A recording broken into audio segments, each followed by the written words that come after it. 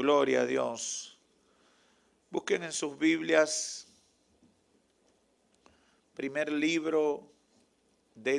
primera carta a los Tesalonicenses.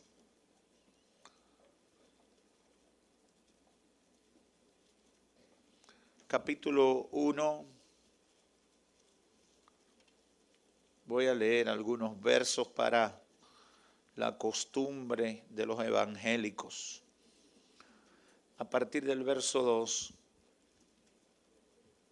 dice Primera de Tesalonicenses 1, a partir del verso 2, damos siempre gracias a Dios por todos vosotros, haciendo memoria de vosotros en nuestras oraciones, acordándonos sin cesar delante de Dios y Padre nuestro, de la obra de vuestra fe, del trabajo de vuestro amor y de vuestra constancia en la esperanza en nuestro Señor Jesucristo.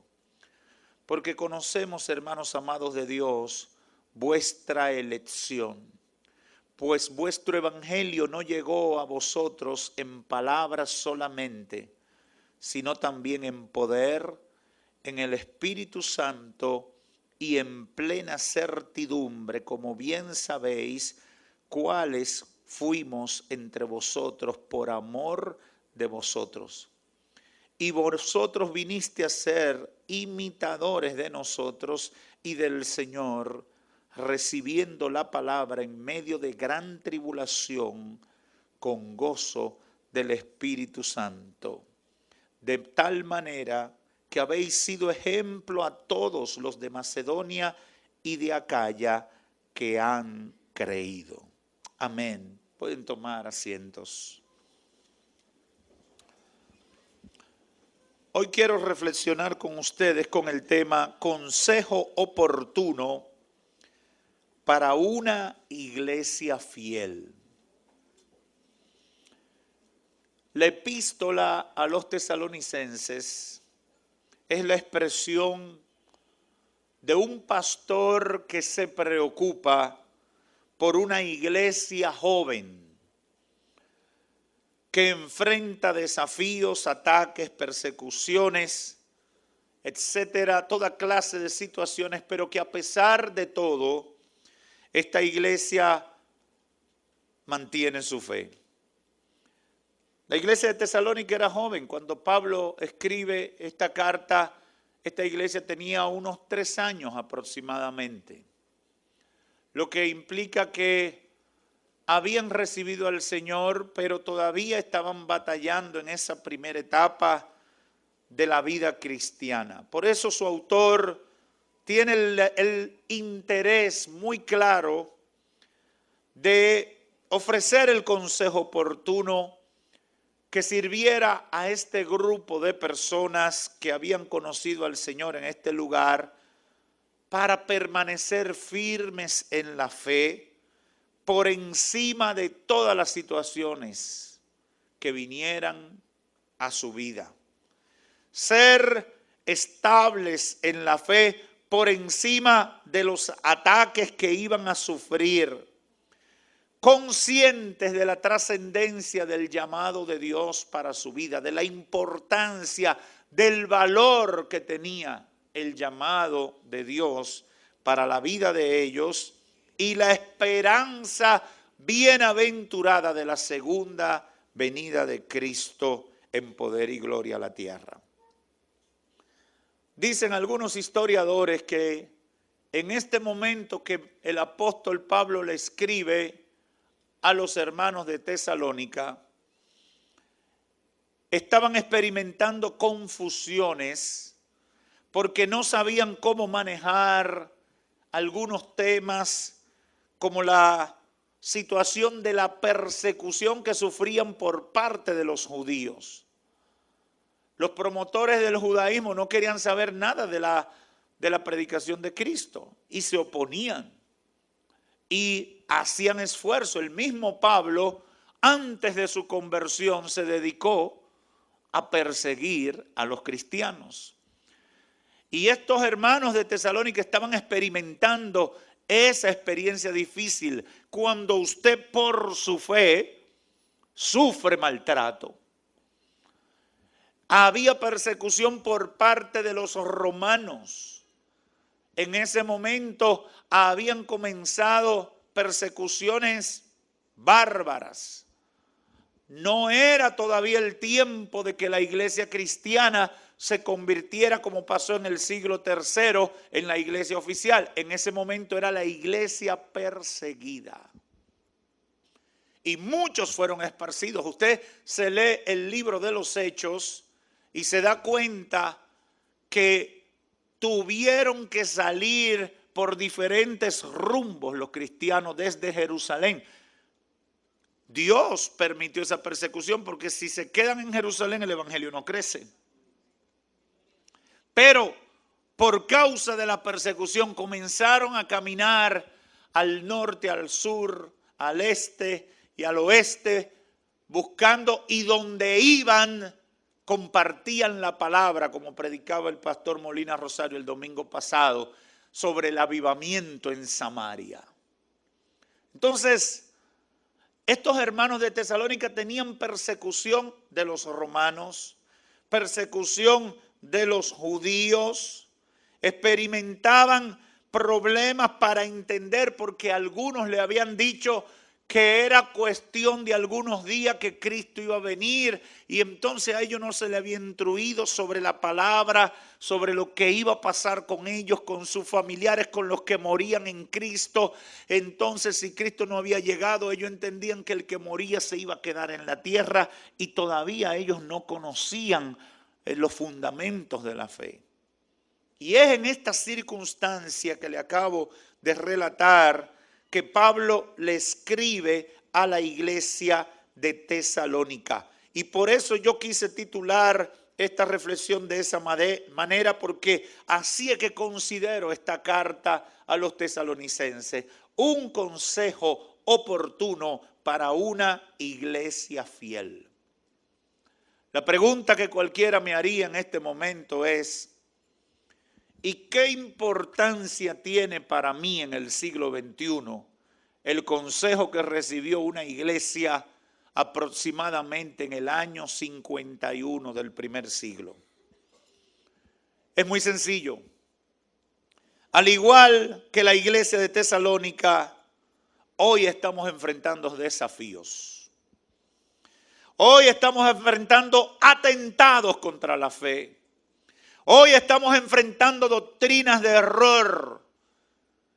Como dice el mismo Pablo escribiendo a los Corintios, doctrinas de demonios.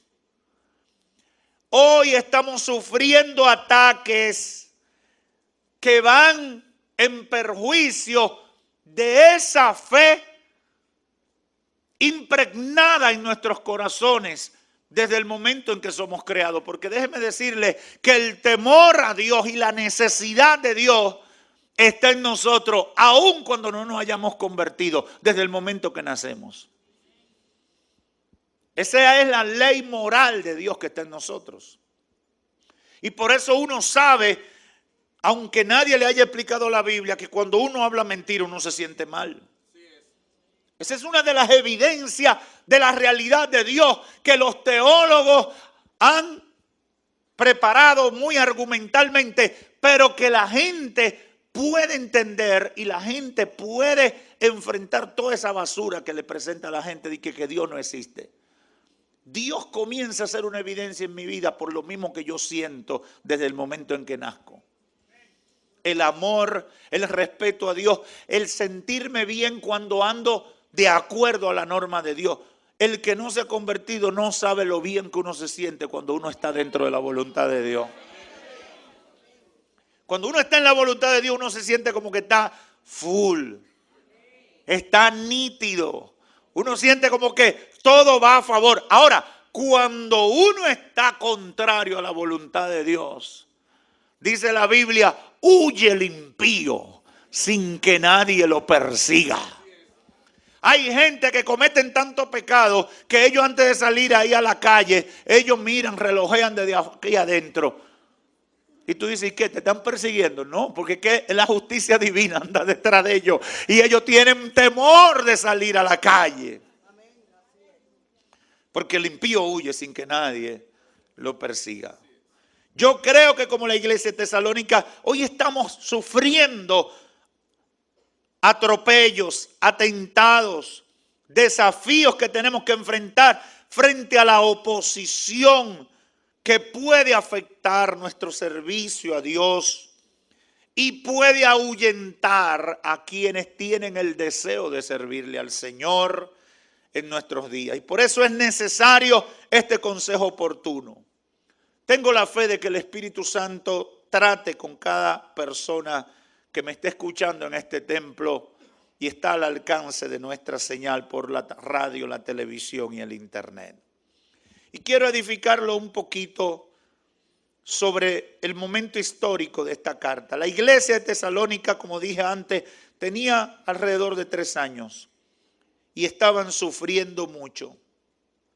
Y Pablo no había podido visitarlo para orientarlos. Él llevó el mensaje, la gente se convirtió, duró alrededor de 1 año trabajando con ellos, adoctrinándolo, estableciendo unas bases para que se pudieran unir y formar un núcleo como iglesia, y luego siguió hacia otros lugares donde él tenía que predicar el evangelio. Y esa iglesia se continuó desarrollando poco a poco, pero ante estos desafíos el deseo de Pablo era ir y visitarlos y orientarlos, apoyarlos y animarlos, pero no le fue posible. Y por eso escribe la carta y le manda esta carta, porque quería que ellos estuvieran seguros de su amor por Dios, del amor que él sentía por ellos, y que supieran que él y los hermanos de otros lugares admiraban la fidelidad a Dios de los hermanos en Tesalónica. Él estaba buscando cómo animarlos y decirles: ustedes han vencido y han avanzado a pesar de las dificultades. Usted sabe que es importante darle la palabra de ánimo al hermano en la fe. Usted sabe que es valioso usted acercarse a un hermano, y usted a veces ve a un hermano en pruebas y dificultades y usted nada más dice: yo voy a orar. No, ora también, pero dale el espaldarazo, dale un abrazo, dale una palabra de aliento, ponle la mano en el hombro y dile: estoy orando contigo, estoy para apoyarte, creo que Dios va a glorificarse en tu vida. Eso es importante, eso es valioso. Pablo tenía la seguridad de que los hermanos necesitaban ser animados, y por eso también escribe la carta. ¿Y cuál era el consejo, que es lo fundamental que queremos dejar con ustedes en esta oportunidad? ¿Cuál era el consejo que yo he calificado de un consejo oportuno? Si usted analiza a partir del capítulo 4, él entra en materia, porque en el primer capítulo él da gracias a Dios por lo que ellos representaban. Luego, para enfrentar algunos cuestionamientos, si usted lee las epístolas de Pablo, se va a dar cuenta que eso de gente que se levante hablando contra los pastores y contra los hombres de Dios no es de este siglo. Pablo tenía muchas veces que comenzar a hablar y decir algunas cosas. El capítulo 2 trata de eso, usted lo puede estudiar en su casa. Habla del anhelo. En el capítulo 3 habla de la preocupación. Después habla del envío de Timoteo y de su oración por ello. Y entonces en el 4 él da el consejo fundamental, que es lo que yo quiero compartir hoy. Lo primero que él le dice a estos hermanos está en los primeros versos 1 al 8 de este capítulo 4. Le dice: por lo demás, hermanos, les ruego y les exhorto en el Señor Jesús, que de la manera que aprendiste de nosotros cómo conviene conducirse y agradar a Dios, así abunden más y más. Es decir, lo que ustedes están haciendo bien, síganlo haciendo. Lo que ustedes aprendieron a hacer, síganlo haciendo, porque ya sabéis qué instrucciones le dimos en el Señor Jesús. La voluntad de Dios es su santificación, que se aparten de la fornicación, que cada uno sepa tener su propia esposa en santidad y honor, no en pasión de concupiscencia como los gentiles que no conocen a Dios. Que ninguno agravie a su hermano ni engañe en nada a su hermano, porque el Señor es vengador de todo esto, y por ahí sigue.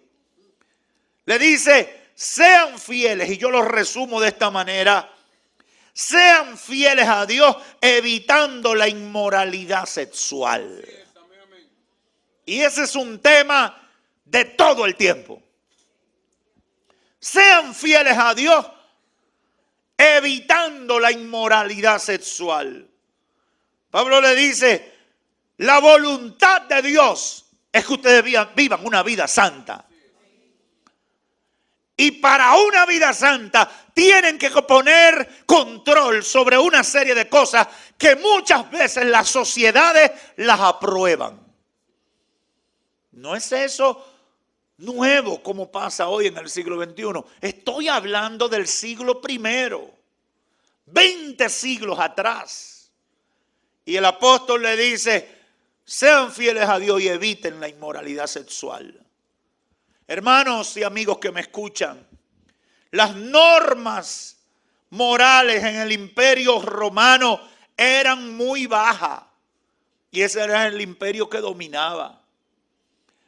Este imperio cada día promovía la promiscuidad, la perversión, la homosexualidad, el lesbianismo, el incesto.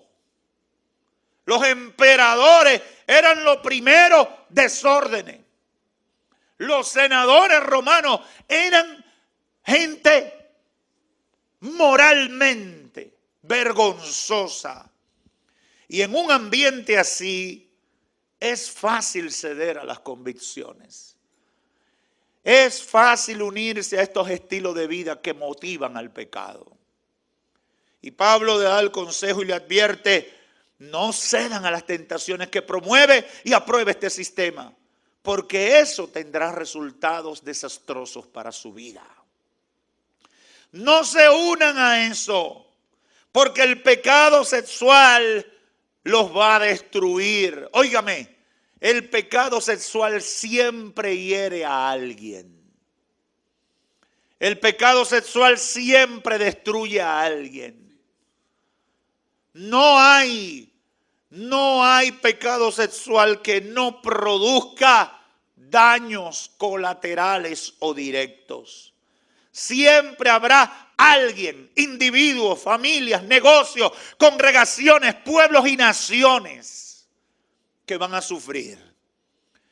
Dios, hermanos y amigos, y esto quiero que me preste mucha atención todo el que me escucha. Dios creó el sexo para la procreación y el placer dentro del matrimonio. Cuando se rompe esa regla, lo que viene es fracaso, dolor, frustración y muerte. Además de rompimiento en nuestra relación con las demás personas. Que cada uno sepa tener su propia esposa, dice el consejo en su primera parte. En santidad y honor, no en pasión de concupiscencia como los gentiles que no conocen a Dios. Pues no nos ha llamado Dios a inmundicia. A mí me llamó ese término que usa la Reina Valera. No nos llamó Dios a inmundicia. Dios no nos sacó del pecado para que entonces en la iglesia o cuando decidimos buscar a Dios estemos viviendo también en pecado. Cuando Dios nos saca del pecado es para limpiarnos y exhibirnos como una muestra de su gracia y de su misericordia. Es para eso que Dios nos saca. Es para eso que Dios nos liberta. Alguna gente se molesta porque aquí en esta iglesia yo insisto y lo predico y no me avergüenzo de decirlo por los medios. Hay que promover el matrimonio, hay que procurar el matrimonio. A los que están casados les digo, arreglen su matrimonio, vívanlo armoniosamente en la voluntad de Dios. Y a los que están solteros, cásense o dedíquense a ser eunuco.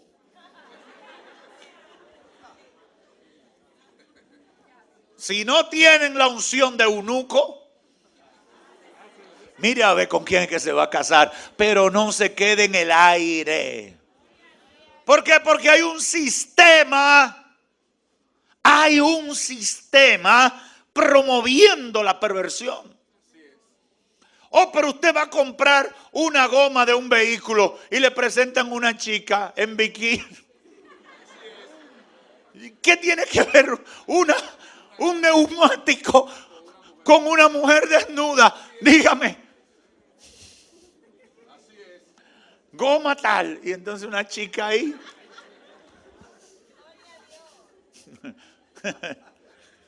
Yo no sabía que había mecánicos de esa manera.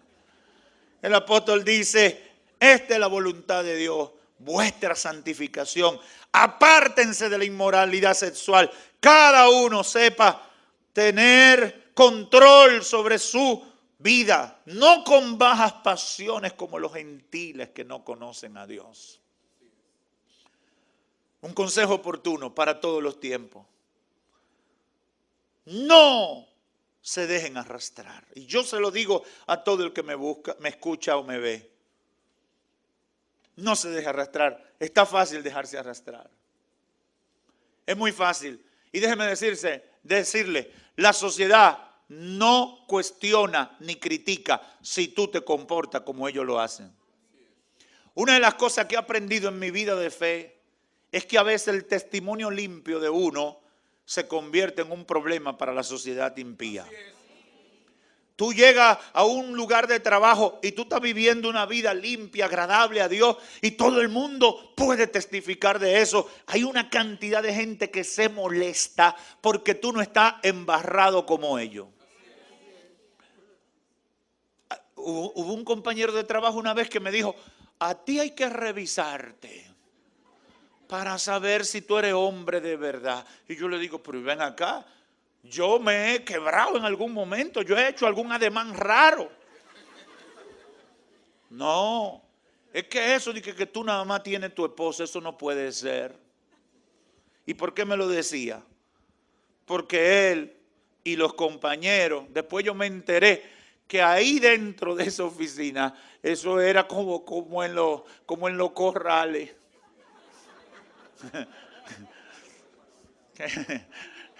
Que nadie sabía quién era. Eso a cada rato había un desorden. Sean fieles evitando la inmoralidad sexual.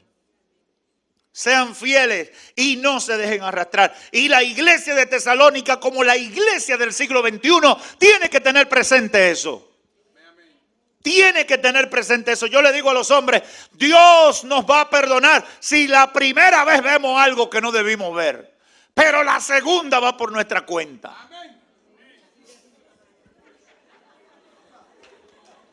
Ay, vi una cosa que no debí ver, pastor. Amén. El Señor no te va a condenar por eso. Pero si tú sigues viendo la cosa, Dios te va a castigar por eso, porque la primera vez no la pudiste evitar, pero la segunda, esa dependía de ti. Eviten la inmoralidad sexual. Y se lo digo a hombres y mujeres, hoy a través de la internet se ha multiplicado la inmoralidad sexual. Porque antes la gente, por ejemplo, para tener acceso a la pornografía, tenía que ir a comprar a un kiosco, a un lugar de eso difícil y tenebroso, esa cosa. Pero ahora lo tienen en su teléfono. Ahora lo tienen con una chica hot. Lo tienen y le ponen toda clase de títulos. Y lo tienen en su dispositivo. Y nadie te ve. Tú tienes tu celular, tu móvil con internet y tú puedes estar viendo lo que te dé tu gana ahí. Y cualquier persona puede creer que tú estás en otra cosa. Y eso ha hecho que se multiplique. Usted escucha las noticias y la cantidad de cosas. Oh, eso es muy fácil hoy hacerlo. Ser un pervertido hoy es lo más fácil. Dejarse arrastrar por esa inmundicia es lo más fácil. El consejo oportuno del apóstol tiene validez para nosotros. Eviten. Si quieren vivir vidas agradables a Dios, eviten. Y yo se lo digo a la iglesia, hay que evitar las conversaciones corrompidas, hay que evitar los lugares que nos llevan a la corrupción, hay que evitar las malas compañías que nos incitan a lo mal hecho. Hay que ser radicales en esto. Tenemos que ser radicales porque cuando se cede, Satanás toma cuerpo y domina para destruir. Eviten, dice el apóstol. Pero voy a pasar a la segunda parte del consejo. En el verso 9 dice, ámense. Pero acerca del amor fraternal dice, no tengo necesidad de que les escriba, porque ustedes mismos han aprendido de Dios que os améis unos a otros. De hecho, lo hacéis así como con los hermanos que están por la Macedonia. Pero os ruego, hermanos, que abundéis en ello más y más. Eso es oportuno. Hay que amarse. Hay que desarrollar el amor fraternal. Nosotros aquí tenemos un domingo que ponemos énfasis en el cuidado congregacional. Pero yo siempre le digo, el domingo de cuidado congregacional, le digo, todos debemos ser de cuidado congregacional. Pero el domingo, que es del ministerio de redes, que le da apoyo al nuevo creyente, le digo a la iglesia, todos debemos ser de redes. ¿Qué es lo que le estoy diciendo? Todos debemos preocuparnos por todos. Si un hermano falló, si un hermano tiene problemas, si un hermano o hermana no lo veo, ese debe ser mi preocupación. Tengo que tener amor por ese hermano. Tengo que tener amor por esa hermana. Ay, pastor, esto quiere decir que me voy a dejar coger de tonto de todo el que dice que se convirtió. Yo no te estoy diciendo eso. Pero hay que mostrar amor. Hay que mostrar amor. Es mejor, mire, a veces uno tiene que dejarse engañar de alguna gente. Yo no sé si a usted le ha pasado. Hay gente que a veces le pide dinero a uno o viene con una historia de esa triste. Y uno no está muy claro si es verdad o si es mentira. Y yo a veces me enojaba y yo le decía, Señor, yo no voy a dejar que me cojan de bobo. Ay, pero qué dolor tan grande yo sentía cuando entonces, como yo no sabía, perdí la oportunidad de ayudar a alguien. Y si eso es con un extraño, ¿qué será con un hermano en la fe? Yo no promuevo y al contrario soy muy drástico con eso, que en la iglesia la gente se la busca. ¿Usted sabe lo que es buscársela? Yo corrijo y soy bien fuerte cuando yo identifico a una gente buscándosela en la iglesia, tiene problema conmigo. Y fácilmente lo invito a congregarse en otro sitio. Lo traslado. Ahora bien, no podemos evitar, no podemos cercenar la oportunidad de practicar el amor fraternal. Usted sabe lo bueno cuando alguien perdió a un familiar, encontrar al hermano o a la hermana que va y se acerca y le dice, estamos contigo, oramos por ti y estoy aquí para llorar contigo en este momento difícil de tu vida. No se olviden del amor fraternal, era la segunda parte del consejo. Practíquenlo, ámense y abunden más y más en esto. Aleluya. Yo le digo a la iglesia local y a todos los que son parte de la iglesia del Señor que están al alcance de los medios, hay que amarse. Yo no creo en un cristiano que acaba contra otro cristiano. Yo no creo en un hermano que critica y denosta otra iglesia porque no es de su organización. Hay que amar a sus hermanos y hay que aprender a amarse en las diferencias. Hay hermanos que se gozan mucho y hay otros que son tranquilos. Pero el que es alborotado y al que es tranquilo, yo tengo que amarlo. Y cuando te pregunten, ¿y ese hermano tuyo? Sí, es el alborotado de la familia. Y el otro, ese es el callado de la familia. ¿Y tú? Yo estoy en el medio. ¡Aleluya! pero no voy a levantarme y decir, yo no conozco a ese no tiene nada que ver conmigo. No, yo lo amo, yo la amo porque es mi hermano en la fe. Pero tengo que avanzar porque si no me quedo. La última parte del consejo en este capítulo 4 está en los versos 11 y 12. Y que procuréis tener tranquilidad y ocuparse en vuestros negocios y trabajar con vuestras manos de la manera que os hemos mandado, a fin de que os conduzcáis honradamente para con los de afuera y no tengáis necesidad de nada.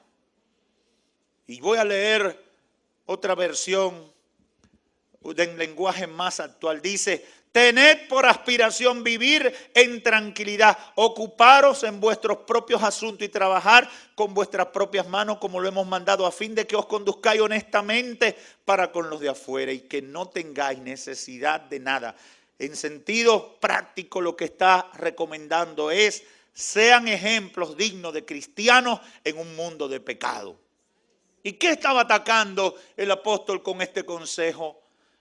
Estaba atacando la ociosidad. ¿Usted sabe que en el siglo I habían ociosos? ¿Y qué es eso, pastor, con esa palabra que yo no entiendo? Ocioso es vago. Que no dan un golpe. Eso es un ocioso. Que para él todo está mal. Y esto no va para ningún sitio. Atender en que no podían estar ociosos y que tenían que ocuparse en sus asuntos. Ahí está atacando varias cosas: la ociosidad y lo que llevaban la vida de otras personas y se descuidaban en sus responsabilidades. Y dice el apóstol, esto iba a afectar la obra de Dios directa o indirectamente. Ocúpense en su negocio, trabajen con denuedo para progresar. Los griegos del primer siglo, usted sabe que los griegos son los padres de la filosofía. Y querían estar filosofando. A las 10 de la mañana un grupo de hombres en el Areópago hablando porque fulano dijo y porque yo pienso. Y varón, ¿y quién cultiva la tierra? ¿Y quién produce para comer? ¿Y quién hace el trabajo? Ah, no, yo soy filósofo. Por eso aquí una vez en el país se puso de moda un refrán que decía, tú eres un griego. Y mucha gente no entendía, pero lo que le estaba diciendo era vago. Tú eres un griego porque la ociosidad, los griegos tenían ese problema en el primer siglo, querían estar filosofando. Los romanos querían vivir como los emperadores y querían ser jefes y que todo el mundo les sirviera. Y nadie, óigame, por un lado los filósofos, por otro lado los que no son empleados de nadie, que ellos son jefes. Y muchos cristianos que se habían convertido y habían venido a la iglesia querían vivir de las ayudas y actos de caridad de la iglesia o los hermanos. Varón, deme una ofrenda porque yo estoy viviendo por fe. Una vez alguien vino así y me dijo, yo necesito que tú me des una ofrenda porque yo abandoné todo mi trabajo y me dediqué a la obra de Dios. Y yo le pregunté, ¿y qué obra Dios te puso a hacer? Bueno, yo no sé, pero yo estoy aquí para lo que sea. Y yo necesito que usted me dé una ofrenda porque yo no tengo para darle a mi familia. Yo estoy aquí dedicado, viviendo por fe. Gracias al Señor eso ha bajado la intensidad, pero hace unos años era muy fuerte. ¿Y qué son esa gente? Que vivían de la caridad dentro de la iglesia. Gente capaces y gente con fuerza y gente con oportunidades de ser productivo y viviendo de la caridad. El apóstol dice, yo recuerdo que esa persona, yo le dije, tú no estás viviendo por fe, tú estás viviendo por feo.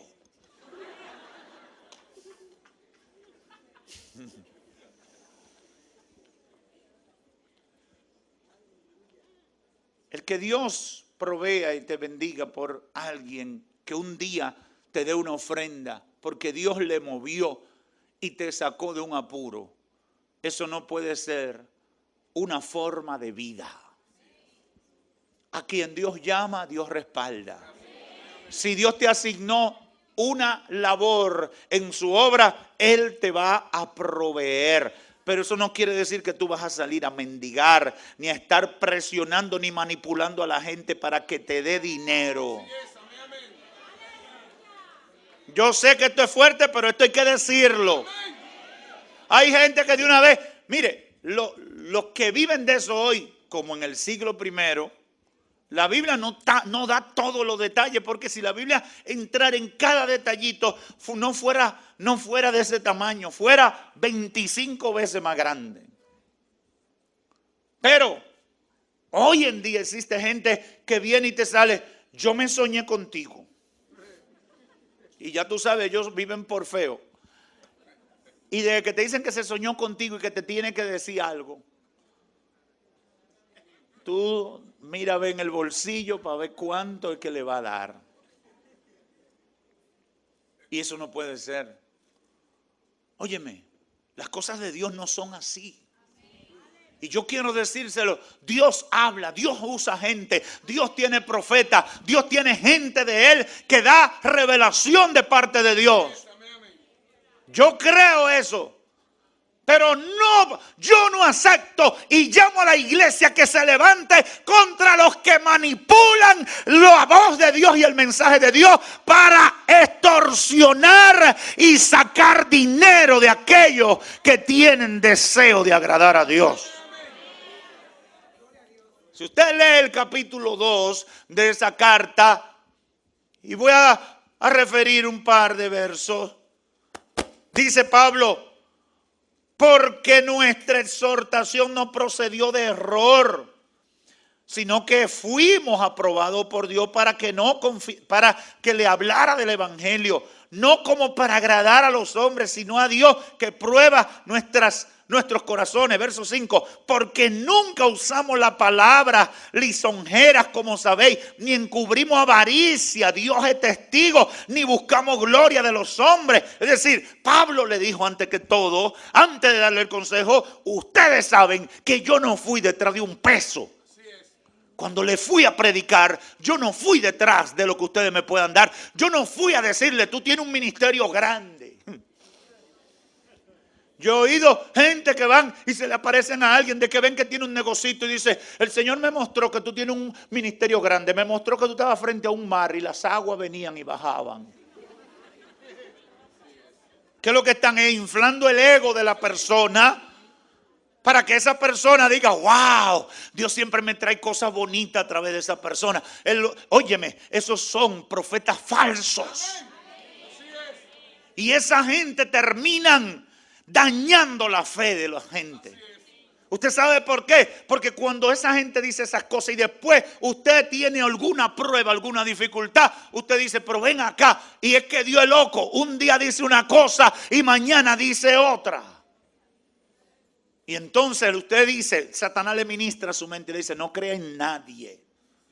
Olvídate del evangelio, olvídate de la fe. Y vuelvo y repito, creo que Dios usa gente. Creo que Dios tiene profetas. Creo que Dios da palabra. Pero Dios no estimula a los ávaros y a los manipuladores que andan buscando ganancias deshonestas. Pablo dice, sean ejemplos dignos de cristianos en un mundo de pecado y no sean ociosos, trabajen, ocúpense en lo suyo, para que den ejemplo. Ocúpense en lo suyo, trabaje, desarrolle su negocio, esfuércese para que la gente sepa que usted es un hombre o una mujer de Dios. Óigame, yo quiero decirle a los cristianos, a usted no lo pueden votar por vago ni por mal comportamiento de ningún empleo. Usted tiene que ser un ejemplo. Que se molesten porque tú no le caes bien o porque tú no quisiste entrar en una cosa mal hecha. Bien votado. si te votaron, si te cancelaron, porque tú no te prestaste a alterar una factura, porque tú no te prestaste a hablar mentira, bien votado. Ahora, que no digan que tú fuiste un falso, que no digan que tú fuiste un incumplidor, que no digan que tú abandonaste tu trabajo, que no digan que tú cogiste prestado y no pagaste, que no digan ninguna cosa de esa que ofenden el evangelio de Cristo. Hay que vivir dignamente como hombres y mujeres de Dios. Pablo le dice a los hermanos de Tesalónica: esfuércense, no sean ociosos, avance, ocúpense en vuestro negocio, trabajen con sus manos de manera como yo le he mandado y le di ejemplo, porque Pablo le dio ejemplo, a fin de que conduzcáis honradamente con los de afuera y no tengan necesidad de nada. El cristiano no tiene que andar pidiendo. El cristiano le ora a Dios para que le provea y le abra puertas para producir.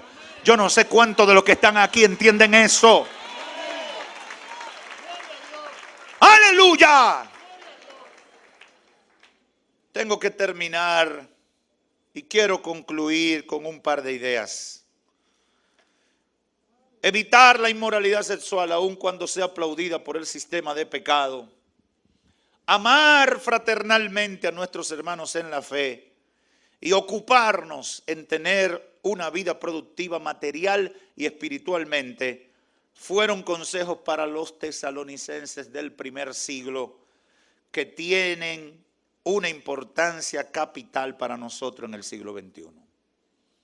Y yo quiero que todo el que me escuche en esta hora tenga claro, ese consejo es oportuno para nosotros hoy en día. Aquellos que hemos decidido servirle al Señor, debemos asimilar ese consejo y ponerlo en práctica. Hoy. No dejarlo para mañana, no, hoy. Ponerlo en práctica en todas sus partes. Evitar la inmoralidad sexual, amar fraternalmente a nuestros hermanos en la fe y ocuparnos en una vida productiva, material y espiritual. Son 3 patas que tiene esa mesa. Vamos a asimilarlo. Es oportuno, es determinante para aquellos que han decidido servirle al Señor. Debemos ponerlo en práctica. Yo se lo digo en el inicio de este año, que promete muchos desafíos en todos los órdenes de nuestra vida. Asimilémoslo. Si lo asimilamos, nos va a ir bien. Si lo asimilamos, vamos a ver avance en nuestra vida espiritual. Si lo asimilamos, vamos a ver que la gracia y el favor de Dios nos van a acompañar. La gente quiere el respaldo de Dios para todo en su vida, pero la gente no quiere hacer lo que Dios le pide que haga. Incluso la gente que viene a las iglesias. A veces yo digo, Dios mío, hay gente que lo único que dejan es algunos pecados, pero siguen con las prácticas mundanas en muchas áreas de su vida. Y por eso el apóstol dice, es la santificación la meta del cristiano. Es decir, es alinear mi vida. Y esta mañana yo se lo decía a los hermanos en el primer culto. Vamos a aprovechar esta temporada para tomar todas las medidas, apretar todos los tornillos, ajustar todo lo que tengamos que ajustar para tener un año de victoria. No podemos vivir la vida cristiana exhibiendo derrota. No fue para eso que Dios te llamó. No fue para eso que el Espíritu de Dios te arrancó del lodo cenagoso del pecado. Es para exhibir la gloria de Dios en tu vida. Oh, yo no sé cuánto tienen hambre de exhibir gloria de Dios en su vida. Yo anhelo que todos los días la gloria de Dios se ve en mi vida. Yo quiero que todos los días la gente diga, es un bendecido, es un respaldado por Dios, es alguien que Dios está en su vida. Aleluya, aleluya. Yo quiero lo que tiene esa persona. Yo quiero vivir como esa persona. Yo quiero que Dios me oiga como lo escucha Él. Oh, gloria a Dios. Debo testificarle A veces me molesto porque la gente me aborda en todas partes, sobre todo aquí, en la ciudad de La Romana. Y a veces no puedo salir a montarme en el vehículo, porque siempre hay 2 o 3 personas. Pastor, resuélvame. Pastor, deme. Pastor, búsqueme. Y a veces me he molestado. A veces me he molestado porque digo, pero ven acá. ¿Y quién le ha dicho a la gente que yo tengo dinero para dar? ¿Quién le ha dicho a la gente, seré yo millonario para regalar o soy político en campaña? Pero Dios ha usado a mi esposa. Y a veces he llegado con la queja donde ella me dice, estate tranquilo. Es que están viendo que tú eres un hombre bendecido.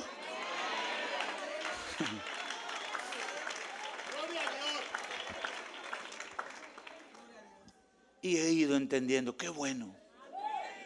Ya no me estoy molestando. Si tengo, tengo. Si no tengo, no tengo. Pero soy bendecido. Soy bendecido. Y qué bueno que la gente vea en ti que tú estás buena. Yo no sé si tú te pones contento con eso, porque a veces me han llamado de algunos bancos. Pastor, usted no necesita un préstamo, digo yo. Digo, ¿y qué será lo que ve? Pero tengo la respuesta. Hay algo que están viendo que le inspira confianza, que le inspira que hay bendición, que le inspira que hay respaldo, que le inspira y le dice, ahí todo está seguro, eso va bien.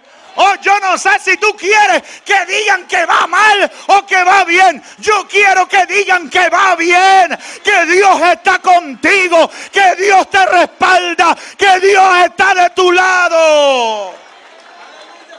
Aleluya. Y para que eso pase, evita la inmoralidad sexual, ama a tus hermanos y ocúpate en tener una vida productiva, material y espiritualmente. Termino con lo siguiente.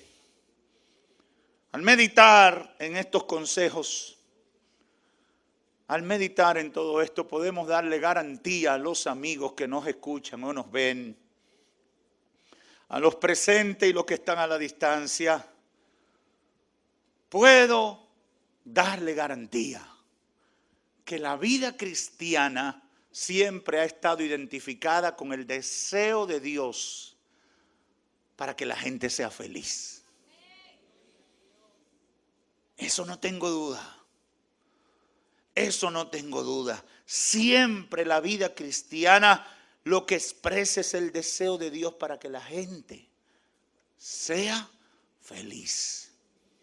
Feliz en su relación con sus iguales y feliz y fundamentalmente en su relación con Dios. Si tú estás bien con tus iguales y tú estás bien con Dios, tú vas en coche. Tú no tienes preocupaciones mayores. Tengo la seguridad que ese es el deseo de Dios. Y eso es lo que plantea la vida cristiana. Y le digo a los amigos, ese es el plan de Dios para tu vida. Eso es lo que Dios quiere que pase en tu vida. Dios quiere que el ser humano viva en paz y viva en armonía. Cosas que parecen imposibles en medio de la sociedad que nos ha tocado vivir.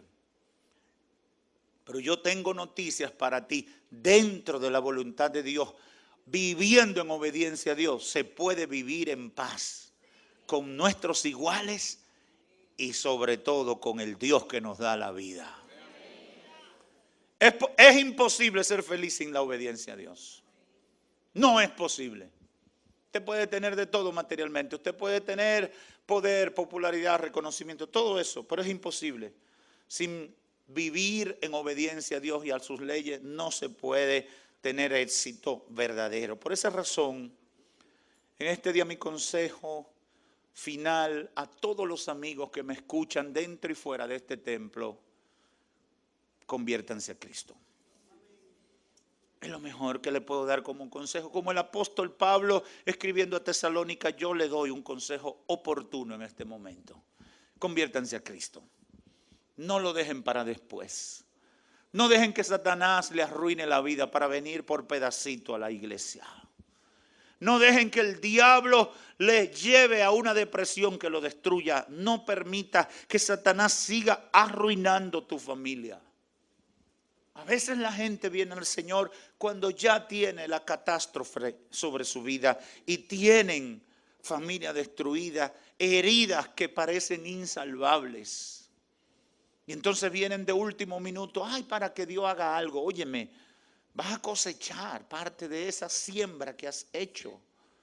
Por eso yo siempre insto a la gente, los motivo, ven a Cristo, mientras más joven mejor. Ven a Cristo mientras menos problema tienes, mejor. Ven a Cristo antes que tenga heridas que después te va a dar trabajo cicatrizar. Ven ahora que puede. Ven en el tiempo aceptable. Ven en el tiempo adecuado. Hoy puede ser tu gran día. Conviértete a Cristo. Padre, gracias por tu palabra. He entregado lo que tú me diste. He dado el consejo conforme a lo que tú nos has dado. En esta hora, Espíritu Santo, completa la obra en la vida de la gente. Que esta palabra esté sellada en el corazón de cada hombre o mujer que me ha escuchado. Que no se borre. Que lo tengan pendiente cada día. Oh Espíritu Santo de Dios, aquellos que han escuchado, pero que no han tomado la decisión de aprovechar el llamado de Dios para su vida, que están observando, pero no han tomado la decisión, yo te pido que los toque y que hoy tomen la decisión de alcanzar salvación y vida eterna. Cámbiales, transfórmale, ayúdale, que se rompan las cadenas, que los ojos les sean abiertos y que vengan al conocimiento de la verdad. En el nombre de Jesús. Amén. Amén.